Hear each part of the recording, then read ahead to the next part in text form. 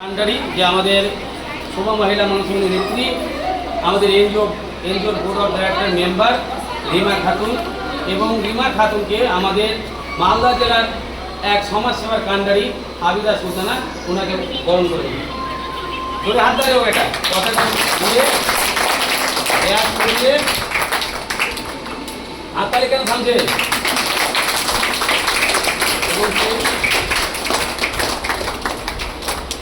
জোরে হাততালি হোক। এবং আমি রিমা বোনকে বলতে চাইবো যে কেমন লাগছে আপনাকে আজকে এই 15ই আগস্ট উপলক্ষে প্রোগ্রামে এসে কেমন লাগছে? আপনি দীর্ঘ পিছিয়ে পড়া মেয়ে যারা পড়াশোনা করা বেকার আছে বা তারা হাতের কাজ শিখতে চাইছে, টেলারিং শিখতে চাইছে, তাদের জন্য কী বার্তা দেবেন?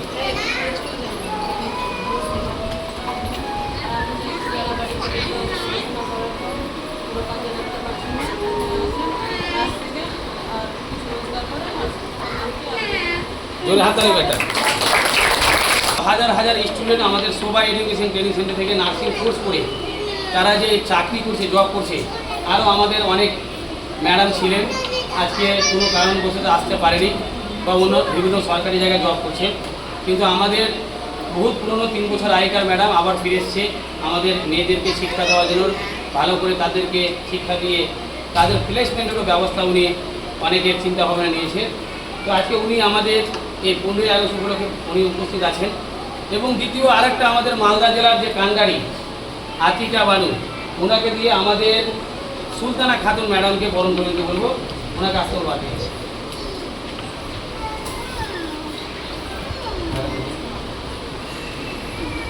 জোরে হাততালি হোক।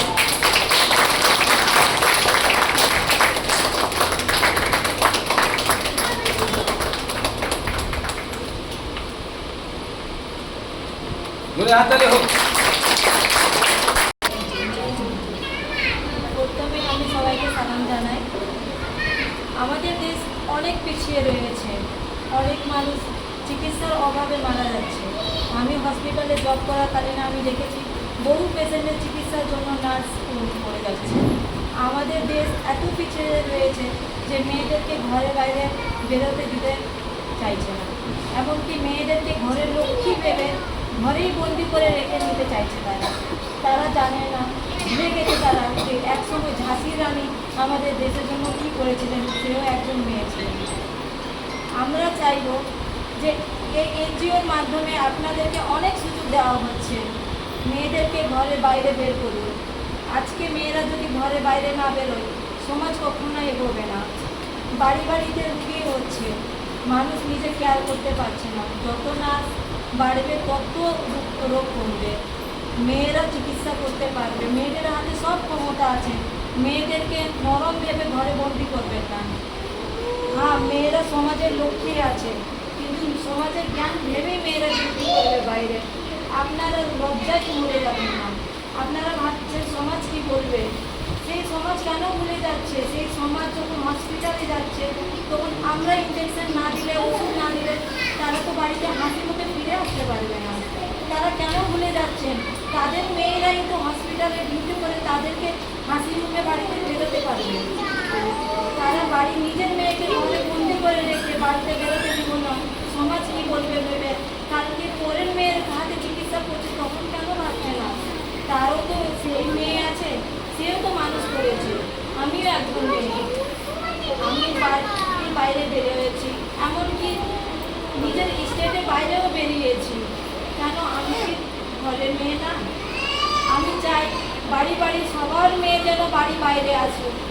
আজকে মেয়েদেরকে নিজের পায়ে দাঁড়ানো অবশ্যই খুব জরুরি, খুব জরুরি। আর একটা সবচাইতে বেশ সুযোগ হচ্ছে নার্সিং, কারণ আলাদা লাইনে কেমন জব আছে, পরিস্থিতি আছে সরকারের, সবাই আপনারা জানেন।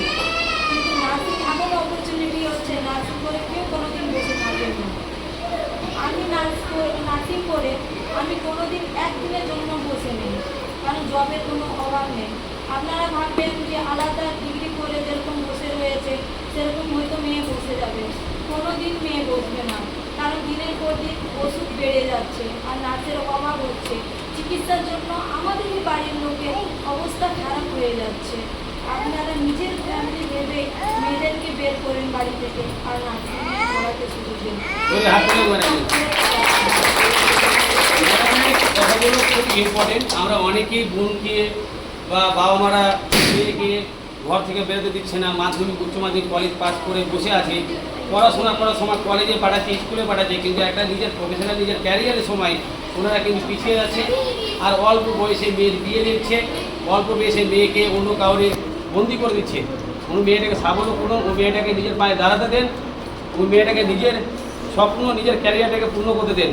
আমি মনে করি আমি যদি ঠিক থাকি, আমার বোন যদি ঠিক থাকে, কখনো আমাদের ভুল হবে না। তো আমরা সেই রকম স্টুডেন্ট ছাত্রছাত্রীদেরকে বলবো যে আপনারা এমনভাবে সমাজে চলুন যেন মা বাবারা গর্ব করে আপনাদেরকে বিভিন্ন শিক্ষা দিতে এগিয়ে আসে, এবং আপনারাও সেভাবে চলুন যেন মা বাবা অন্ধবিশ্বাসের মতন আপনাকে ভরসা করতে পারে যে আমার মেয়ে কোনো ক্ষতি করবে না বা কোনো ভুল পথে যাবে না। এটাও আমাদের দায়িত্ব আছে যে আমার মা বাবাকে সেই বিশ্বাসটা দিতে হবে। তো ম্যাডামকে অসংখ্য ধন্যবাদ, আর একবার হাততালি ওনার জন্য। এবং আমাদের